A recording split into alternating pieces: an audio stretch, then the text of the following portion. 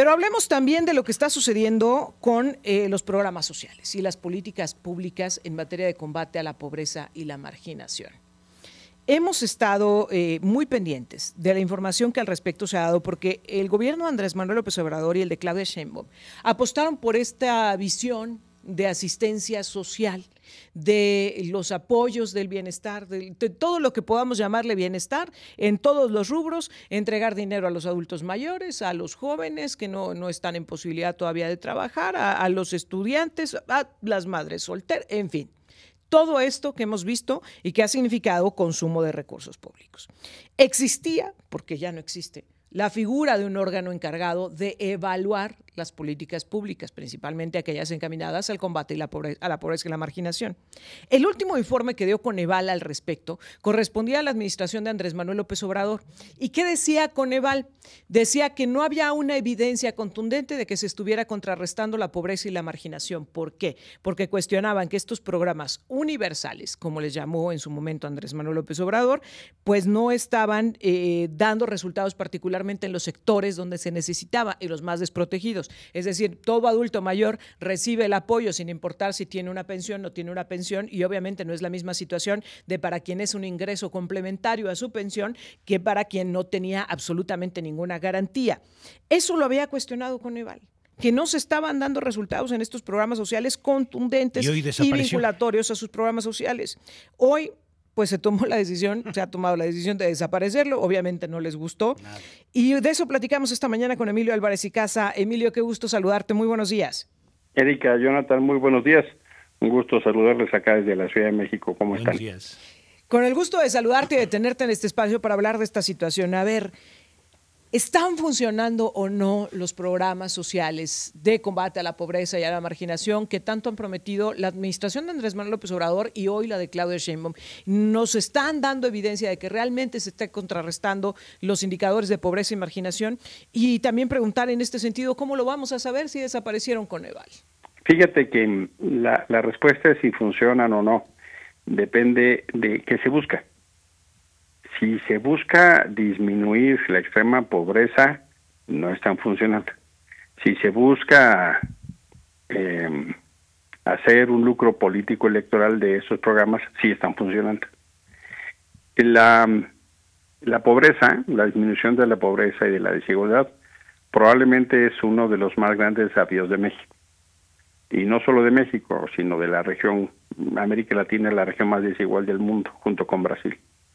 La democracia mexicana no ha podido disminuir ese problema. La boleta no ha sido un instrumento eficaz para eso. Entonces, el tema de la pobreza, su aumento, su disminución, se vuelve en uno de los indicadores más críticos del debate político. Y el gobierno de López Obrador decidió avanzar aún más en los programas sociales que ya existían. Es falso, es un error pensar que López Obrador inventó esos programas. No es cierto.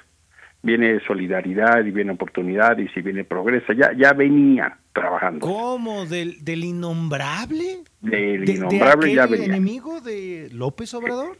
El paquete, el programa emblemático fue solidaridad y luego vino Inscoplamar. Honestamente, de ahí empezó.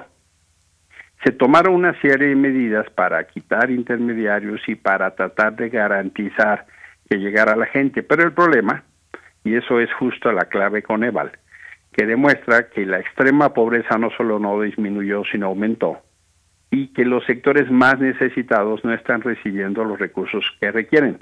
Porque sí, hay gente de adulto mayor que recibe la pensión y le puede ser un buen complemento para comprar las botanas del dominó, porque no lo necesita. Yo conozco testimonios de gente que lo ha dicho así. Entonces, la solidaridad es correcta, pero así aplicada no funciona. Segundo, ha dicho todo el mundo, la CEPAL, la ONU, el Banco Mundial, que las transferencias financieras, es decir, darle dinero a la gente no es suficiente si no va acompañada de programas de salud y educación, de seguridad social. Y el caso de México es un caso emblemático. Quien estaba midiendo eso, y para eso lo hicimos, Coneval, tenía la obligación de decirnos qué estaba pasando. Y Coneval dio dos datos muy importantes que enojaron mucho a Morena. Primero, que 40 millones de mexicanos se habían quedado sin salud cuando desaparecieron el programa de Seguro Popular. Y el empobrecimiento o la pauperización de los sistemas de salud con la falta de medicinas en el IMSS y el ISSSTE. Eso generó un enorme enojo. Y lo segundo es justo esta ubicación de que la extrema pobreza subió en México. Y vino lo que ha venido en otros términos una especie de venganza institucional para desaparecer al Coneval y mandarlo al INEGI, donde Morena está colonizando ese instituto. ¿Para qué? Para que no se genere información que puede resultarles incómodas o pongan en evidencia que los programas no están dando los resultados que dicen que dan. El fenómeno de disminuir la capacidad del Coneval es esencialmente controlar la información y que pensemos que la mañanera, por ejemplo, es el medio idóneo para hacernos saber. Otra vez vamos a regresar a los tiempos donde el gobierno es juez y parte y nos hace saber lo que cree que corresponde, y no tendremos instituciones autónomas técnicas. Esencialmente el Coneval gozaba de un enorme prestigio porque era una información técnica, y es más, había debate de sus metodologías transparentes y medibles. Ese tipo de indicadores son indicadores que molestan mucho al actual grupo que hoy gobierna. Ahora, mientras te escuchaba hablar, recordaba aquella frase que en algún momento, de manera, yo no sé si en un acto de honestidad o de descaro, pronunció el expresidente Andrés Manuel López Obrador cuando señalaba que los programas sociales le servían para generar defensores del movimiento de la 4T. Es con esa visión que se ha mantenido la política de asistencia social, no solo en la administración pasada, sino en esta. Sí, porque eso ha ido acompañado de una estructura operativa en territorio que se conocen como siervos de la nación. Y los siervos de la nación van acompañados de un ejército de muchachos de estos que le llaman, reciben un año de beca, de oportunidades, para que son 40,000 chicos que les acompañan, supuestamente para que obtengan un trabajo. Se han convertido en un aparato de presencia territorial, pero es cercano a la compra y coacción, porque le dicen a la gente que si no vota por Morena van a perder los programas sociales. Pero fíjate, Erika, Jonathan, quiero ponerles una alerta. Ahora que fueron las elecciones judiciales, allí en Somos México hicimos una encuesta con GEAISA y resultó un dato que hay que explorar. La mitad de las personas que no votaron, o sea, no votaron 9 de cada 10, un poco más, pero la mitad de los que no votaron tienen personalmente o un familiar que recibe un programa social. ¿Qué quiere decir esto? Que empieza a pasar como le pasó al PRI en su momento, que la gente le dijo, no, a ver, eso ya me lo cobraste, ya me cobraste la casa, ya me cobraste el crédito, ya me cobraste la educación de mis hijos, ya me cobraste la escuela de la colonia. No, eso ya te lo pagué. Entonces, en un tiempo no lejano, la gente va a empezar a decir, no, a ver, los programas sociales son un derecho, no dependen de ti. Los programas sociales no son de tu dinero. Eso ya te lo pagué. Si eso pasa, va a cambiar radicalmente la dinámica política, porque entonces va a pasar a un momento distinto donde ya no se va a poder fácilmente lucrar electoralmente de esos programas, Erika, Jonathan. Ahora, esto me lleva a otra de las grandes reflexiones. Se dio a conocer el dato de cómo ha caído la recaudación tributaria en nuestro país en los últimos años. Es decir, la gente ya no está pagando los impuestos. Y creo que tiene dos lecturas fundamentales. La primera, efectivamente, hay una crisis económica muy fuerte. La gente no tiene dinero y no pone como prioridad el pago de los impuestos. Pero el segundo, y me quiero referir a algo que ya mencionabas, la gente no está encontrando algo que le reditúe a ese pago de impuestos. Va al sector salud, no hay medicinas, no hay médicos, no hay atención, no hay insumos para realizar los estudios que necesita, requiere atención en materia de seguridad, pues resulta que nunca llegan las corporaciones policíacas, necesita llevar a sus hijos a las escuelas, no hay espacios en las escuelas, espacios dignos me refiero. Aquí en San Luis Potosí acabamos de documentar y de denunciar el caso de una escuela preescolar que un salón tomaban clase los chiquitos en un jacal, ahí de palo, con techo de lámina, en medio de situaciones tremendamente precarias, y les dicen es que no son suficientes como para construirles un aula. Respuestas muy dolorosas, institucionales muy dolorosas, que nos develan pues esta desatención por parte de los ciudadanos. ¿Crees que está vinculado, Emilio, el hecho de que la gente hoy ya no esté dispuesta a pagar impuestos con que no está encontrando lo que necesita por parte del Estado mexicano? No tengo duda. O sea, si tú eres un pequeño empresario, un empresario mediano, y pagas al IMSS, que además si no lo pagas el día siguiente están cobrándote, embargándote, pues esperas entonces que la gente, los trabajadores tengan buenos servicios, y no es así. Conozco mucha gente que pues va al IMSS y le dicen regresen 8 meses, regresen 6 meses, o si quiere usted traiga estos reactivos para que salvan.